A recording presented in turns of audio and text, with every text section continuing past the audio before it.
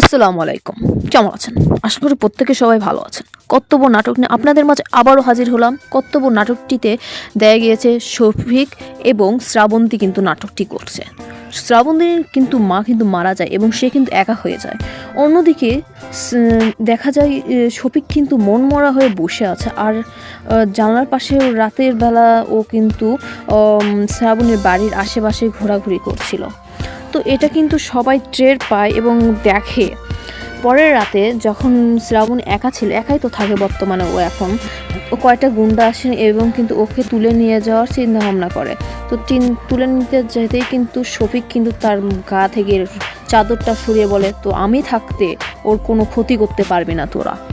তখনই কিন্তু ওখানে মারামারি যুদ্ধ শুরু হয়। তখনই লোকজন যখন জমায় তখন কিন্তু শফিকের ওপরে কিন্তু সমস্ত দোষ কিন্তু দেয় এবং বলে যে ওই মেয়েটার চরিত্রের সমস্যা আছে। আর তখনই শফিক বলে যে আমি ওই মেয়েকে বিয়ে করবো, কী হয়েছে? তখন কিন্তু তাকে বাড়ি নিয়ে যায়।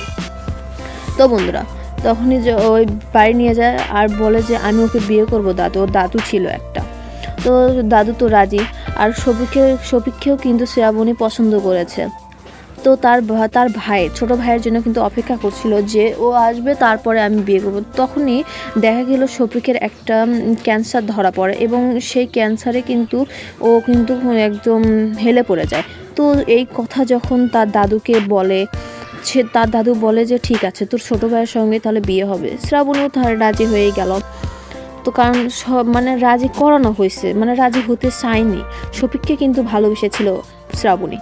তো বন্ধুরা, পরবর্তীতে দেখা যায় সেই ডাক্তার বলে আমাকে ক্ষমা করে দিন, আপনার কোনো সমস্যা নাই, আসলে অন্য একটা রোগীর ওটা ছিল।